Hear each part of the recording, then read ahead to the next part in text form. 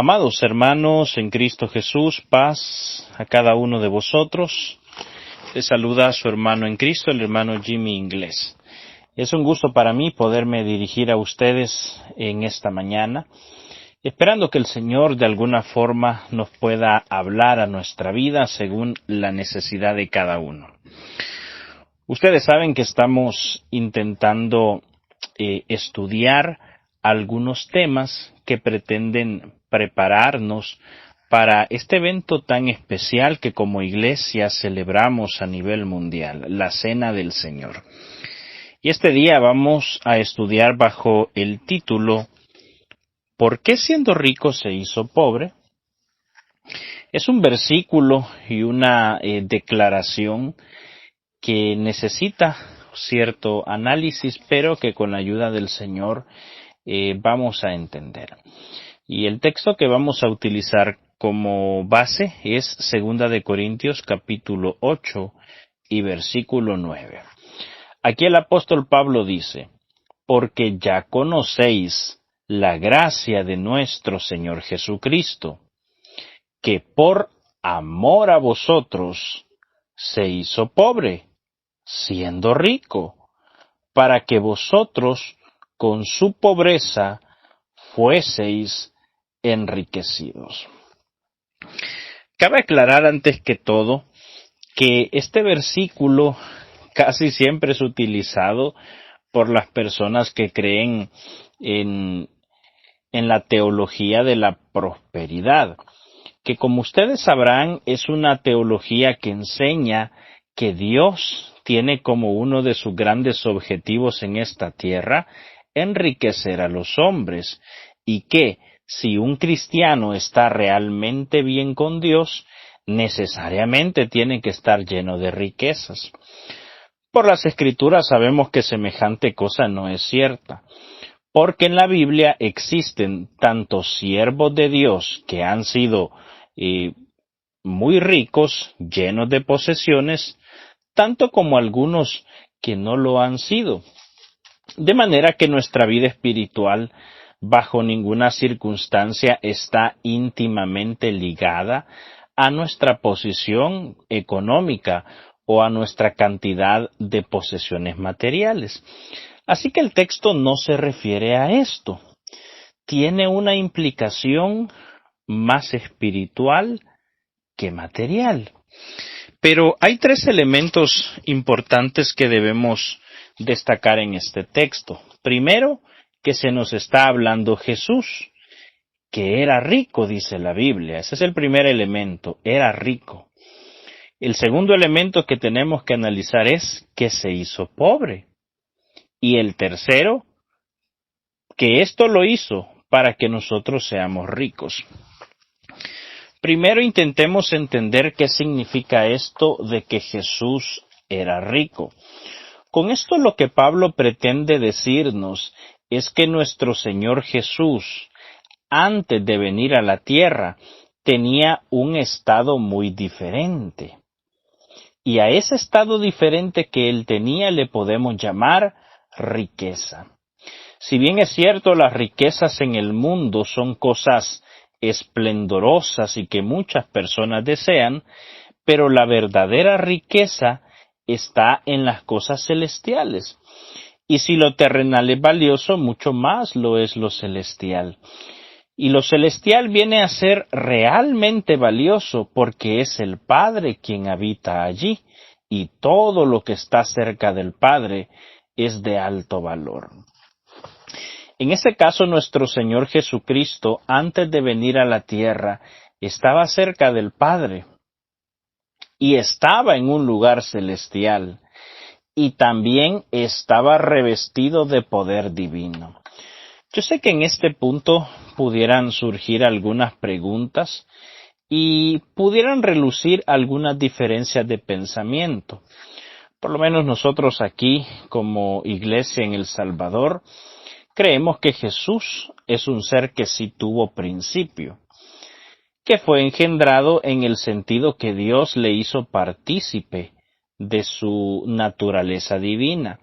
Lo que significa es que Jesús sí tuvo un comienzo. La única diferencia es que es el único ser que tiene participación de la naturaleza divina. A causa de esto también nosotros vemos en Jesús un ser que inicialmente o durante el antiguo pacto también, si bien tenía los atributos de Dios, estando en el cielo, pero de una manera parcial, no de una manera total a la manera del Padre. Por ejemplo, el Padre es inmutable, mientras que Jesús sí puede volver atrás de algún decreto, como sucedió en algunos casos de la Biblia, cuando dijo que se arrepentía de haber hecho al hombre en el caso del diluvio. Quien se arrepiente entonces en este caso no es el Padre, que es inmutable, sino el Hijo, que sí es mutable en ese sentido. Pero bien, el punto aquí entonces es que Jesús era rico porque estaba en un lugar celestial y estaba revestido de parte de los atributos divinos. Estaba en un estado de gloria, en un lugar único, y no tenía realmente por qué tomarse la molestia de morir por un grupo de pecadores, siendo que la misma raza humana se había buscado ese destino. Y las generaciones que siguieron, o sea, cada uno de nosotros, no habíamos sido diferentes. Pero aún así, el Señor Jesús tomó la decisión de despojarse de todo esto que hemos comentado y de muchísimas cosas más por amor a nosotros. Filipenses capítulo 2, versos 5 al 8, nos dice acerca de esto.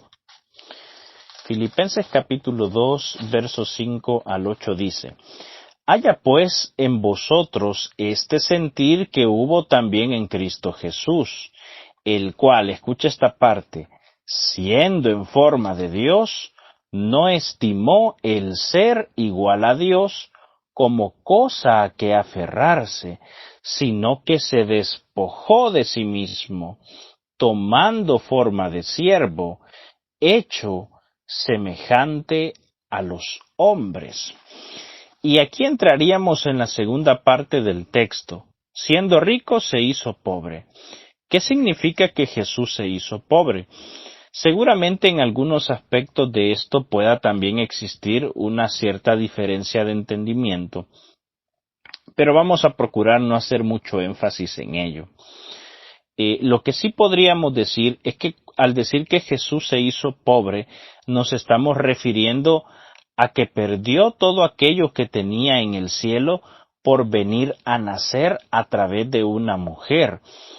Una de las cosas que sucedió con Jesús es que fue hecho 100% hombre.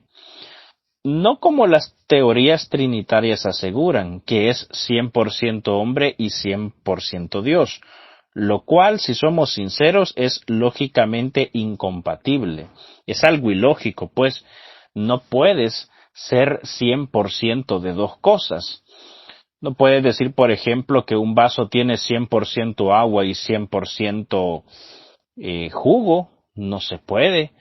Podría ser 50 y 50, 80 y 20, 30 y 70, pero no se puede ser 100% dos cosas al mismo tiempo.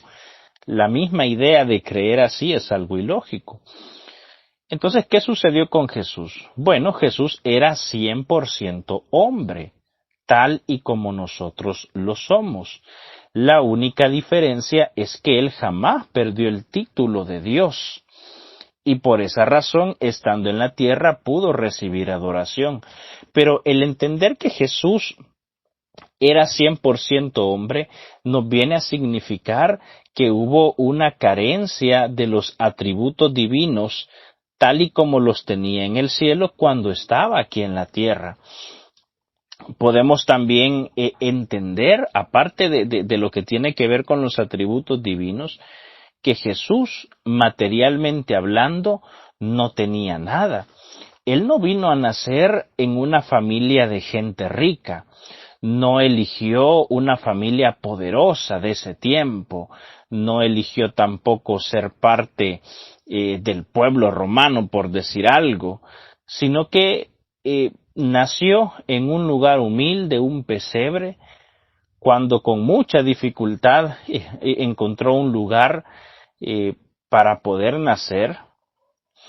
Y dice el libro de Lucas que ya incluso estando en su ministerio, él ni siquiera tenía dónde recostar su cabeza. Los animales, nos dio a entender Jesús, sí tienen un lugar, una cueva, un espacio a donde poder dormir, pero él no tenía dónde recostar su cabeza. De manera que no solamente se hizo pobre al despojarse de lo que era, sino que también materialmente hablando no poseía nada. Pero pudiéramos también entender como pobreza el hecho de que también fue un siervo obediente hasta llegar a morir en la cruz. O sea, él voluntariamente padeció los dolores que nosotros teníamos que sufrir para que nosotros pudiéramos ser salvos. Y eso significa, en pocas palabras, que se hizo pobre. Era rico y se hizo pobre. Pero ahora vamos a la promesa. ¿Para qué se hizo pobre? Siendo rico. Bueno, para que nosotros podamos ser ricos. Pero esas riquezas, hermanos, volvemos a repetir como lo hicimos al principio, no tienen nada que ver con lo material. Pensémoslo de esta forma, si el texto tuviera que ver con riqueza material, la verdad, en términos simples, el sacrificio de Jesús no hubiera sido algo tan relevante, si lo que nos hubiera prometido son cosas materiales, porque las cosas materiales, incluso los seres humanos, proponiéndonos en nuestra vida alcanzarlas, las podemos alcanzar. Hay ejemplos de miles de personas que han sido extremadamente pobres y después de algunos años de esfuerzos han tenido riquezas sin necesidad del sacrificio de Jesús, porque hay personas mundanas que llegan a tener esos beneficios. Por tanto, si Dios nos hubiera prometido riquezas materiales a través de este texto, no es la gran cosa. Pero el punto aquí es que las promesas de Jesús, la promesa en este texto va más allá de simples promesas materiales. Lo que el Señor tenía en mente al decir que somos ricos es que nos dejó riquezas espirituales. ¿Y cuánto tiempo, hermanos, se nos podría ir enumerando cada una de estas riquezas espirituales? Pero una de ellas, por ejemplo, es que quienes lleguemos a alcanzar la salvación vamos a tener un cuerpo transformado, que ya no sufre envejecimiento, que ya no tiene muerte, porque dice la Biblia que ya no es mortal, es el pasar de la mortalidad a la inmortalidad. Es un cuerpo que ya no cede ante las tentaciones del pecado. Es un cuerpo diferente. Dice Filipenses 3:21 que es semejante en gloria ese cuerpo al que tiene Jesús. También tenemos la riqueza de un reino, porque vamos a ser participantes de un reino mundial que va a ser encabezado por nuestro Señor Jesús. Y nosotros en ese reino tendremos la función, valga la redundancia, de ser funcionarios de ese gobierno. Hay una parábola bastante curiosa que se conoce como la parábola de las minas, y yo les insto a que se tomen el tiempo de buscarla en su escritura. Lamentablemente no tengo los textos a donde está escrita, pero sí es una realidad que está. El punto es que en esta parábola de las minas, a aquellos siervos que fueron diligentes, el Señor de esa historia que representa a Jesús, les dio como premios ciudades para gobernar. Ve tú y gobierna sobre 10 ciudades, ve tú y reina sobre tantas ciudades, le dijo a cada uno. Y esto viene a ser un reflejo de lo que va a ser precisamente el milenio. Nosotros como cristianos vamos a poder, como hijos de Dios transformados, vamos a poder gobernar sobre ciudades. Y esa es parte de las riquezas que Dios ha dejado. tenemos una herencia. El mundo va a ser nuestra herencia. Por eso dice la Biblia que somos coherederos con Cristo. El dueño real del mundo es Jesús.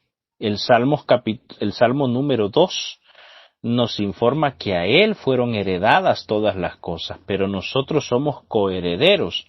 Vamos a ser participantes de la herencia de nuestro Señor Jesús. Y quizá una de las riquezas más altas que vamos a llegar a tener es poder participar de la presencia del Padre, ya no a través de una oración, ya no a través de alguna disciplina espiritual, sino cara a cara. Por eso dice Apocalipsis 21 que el Padre va a descender a la tierra y estando en la tierra va a habitar con su pueblo. Así que esas son las riquezas que podemos llegar a tener por ser parte del pueblo de Dios. Y todo esto a causa de que en algún momento nuestro Señor Jesús, siendo rico, se hizo pobre. Qué gran ejemplo nosotros tenemos en Jesús. Hagamos oración. Bondadoso Padre Celestial, te damos gracias por todas las bendiciones que nos has dado. Gracias por este tiempo de estudio de tu palabra. Y te pedimos, por favor, que perdones cualquier falta, cualquier culpa que hayamos cometido y que nos llenes de tu perfecto amor. Te pedimos que prepares nuestro corazón, ya estamos muy cerca de esta fiesta espiritual y te rogamos que tú nos puedas guiar para que cuidemos nuestra vida espiritual, no solamente en estas fechas cercanas, sino en cualquier otro momento, Señor, que nos ayudes a ser diferentes, que nos ayudes a mantenernos en paz, que nos regales esa bendición de siempre ser tu pueblo y de sentirnos bien en nuestra vida espiritual, de manifestar un cambio verdadero, de estar en paz con nuestro prójimo y de superar cualquier percance espiritual que haya en nuestra vida. Te rogamos de una manera especial esa bendición para toda tu iglesia a nivel mundial, para que podamos gozar de tus grandes beneficios. Y todo esto te lo pedimos en el nombre de tu Hijo amado Cristo Jesús, nuestro Salvador. Amén. Muy bien, hermanos, gracias por la atención prestada y que el Señor les bendiga mucho. Paz a vosotros.